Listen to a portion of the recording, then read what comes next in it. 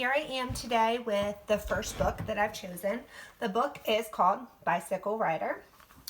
I'm going to read the summary on the back of the book to you first. This book is a biography. It's about a man named Marshall Taylor, and it's about the young part of his life. But the book sounds like a historical fiction when you're reading it because there is conversation between the characters.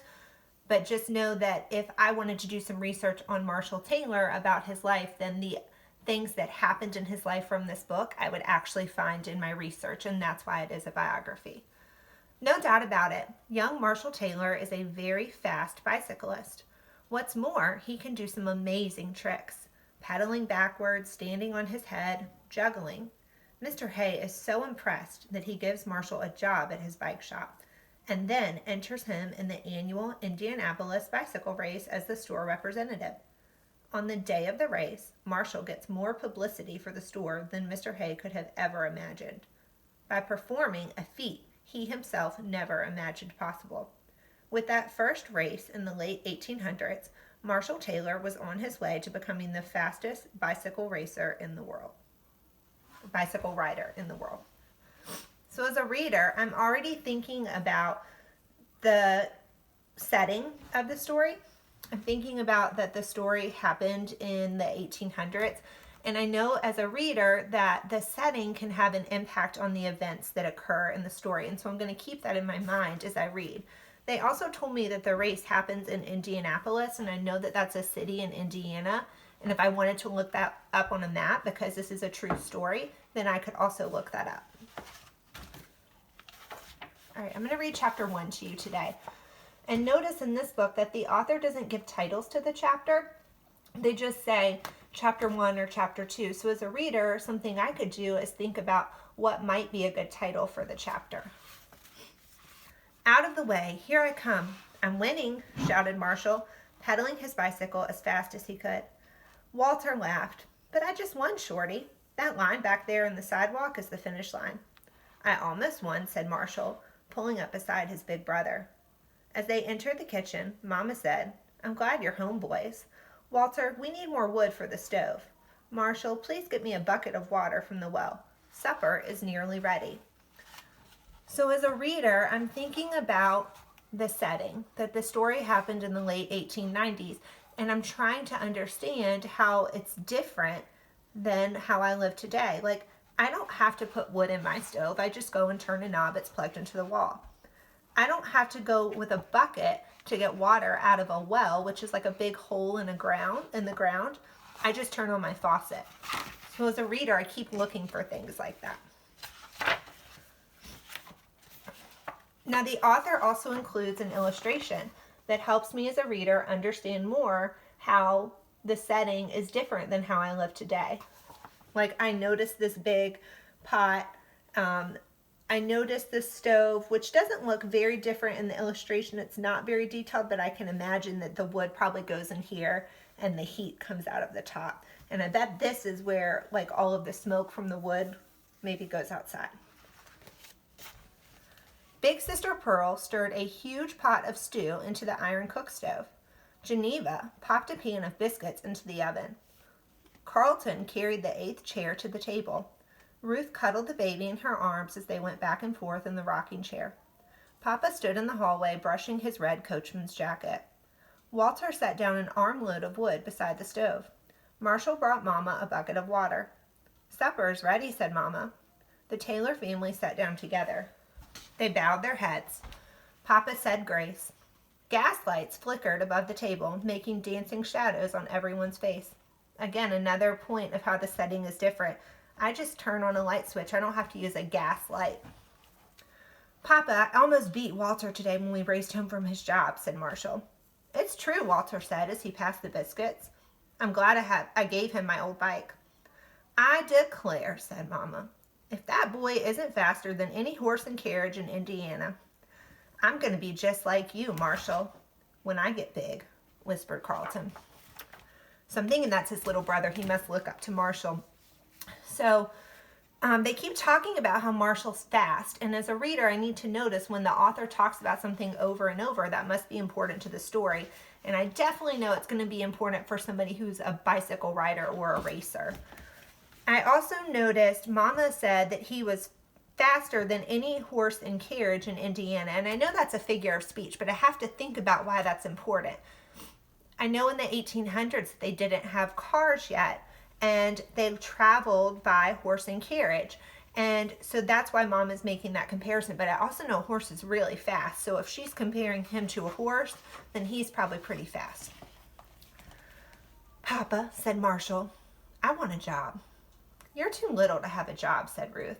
You're one of the younger children. I'm the oldest of the younger children, said Marshall. I can't be a carpenter yet, like Walter, or a coachman like Papa, but I have my bike, and I'm a fast rider. I can deliver packages for a store. Maybe, said Papa. Can I try this Saturday? Papa looked at Mama. What do you think? He asked. Mama nodded. He's short, she said, but he's a good bicycle rider and dependable. Yes, you may try to find a job, son, said Papa. Not this Saturday, said Carlton. You promised to take me to the bicycle store, Marshall, and to teach me the bicycle tricks you made up. Those tricks, they don't amount to a hill of beans, Carlton. Now, when they say a hill of beans, I think that Marshall's talking about that they're not going to get him any money, because I know he wants a job to earn some money. So that must be what he's telling his brother. Marshall, you promised, complained Carlton. All right, we'll go to the bicycle store after I look for a job, and I'll teach you the bicycle tricks too. Now I want you to think about, if you have a younger brother or sister, do they ever bug you to do something with them and you really want to do something else, but maybe you feel guilty and want to spend time with them?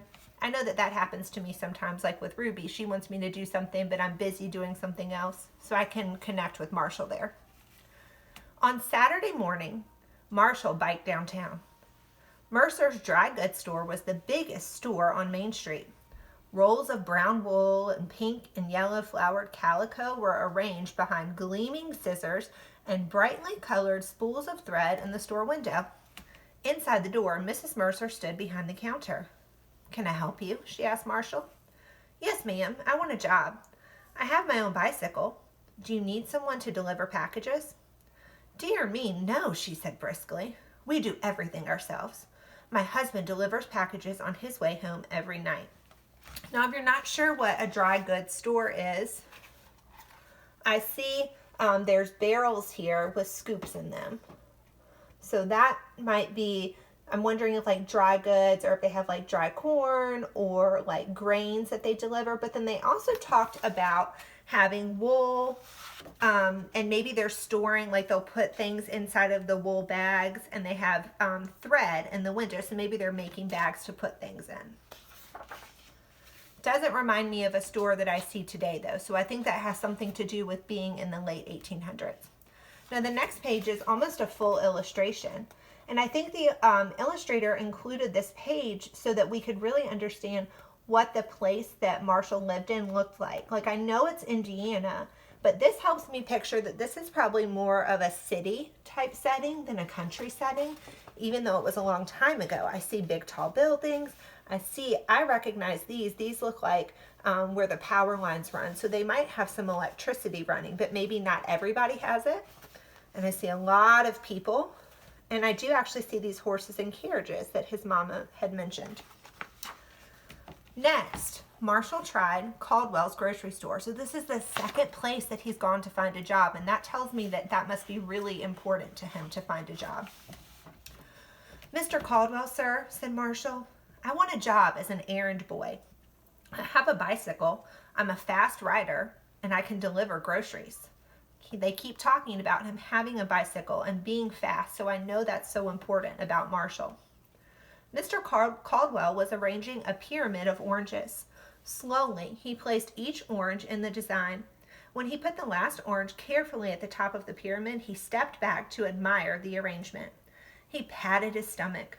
Well, young fella, he finally drawled, Caldwell's has its own delivery wagon, drawn by two fine brown horses. Grocery orders are too big to go out on a bicycle. Come back another year when you're bigger. We might be able to use you somewhere else in the business. Thank you, sir, said Marshall. Grocery orders might be too big to go on a bicycle, but medicines were always in small boxes. Marshall went to Smith's drugstore. This is the third place that he's been looking for a job. Mr. Smith was making a chocolate soda for a woman and her little girl. Marshall stood waiting politely till he finished. Well, I know I go to McDonald's and I can order like a Coca-Cola, but I just push it up against that machine. And I've never had chocolate soda. So I'm thinking this chocolate soda and that he's actually making it for her, this must have something to do with the time when the story's set. And I could look that up later. Like, what does a chocolate soda look like? What did they serve in the late 1800s at a drugstore that would be a chocolate soda? What would you like? Asked Mr. Smith after he had served the woman and girl. I want a job, sir. Could I deliver medicines for you? I have my own bicycle and I ride fast. Right now, a high school boy named Roger does that for me. Come back next year when Roger goes to college, said Mr. Smith. At home for his midday meal, Marshall was downcast. Shucks. Job hunting is hard. Everyone thinks I'm too small. And I want to point something out. The setting changed, and the author signaled to me that the setting was changing by this big space between where he was at the drugstore and now. So he went from the drugstore to home, and I know he got turned down 3 times, so I'm sure he's feeling a little down on himself. Don't worry, next year when you're bigger, you'll get a job, Mama answered him. Did you notice how they keep telling him that each time he goes, they tell him that he's not big enough or he needs to wait another year? So he must be a smaller kid. And that is the end of the first chapter. So I'll pick up chapter 2 on another day. I want you to think about the setting.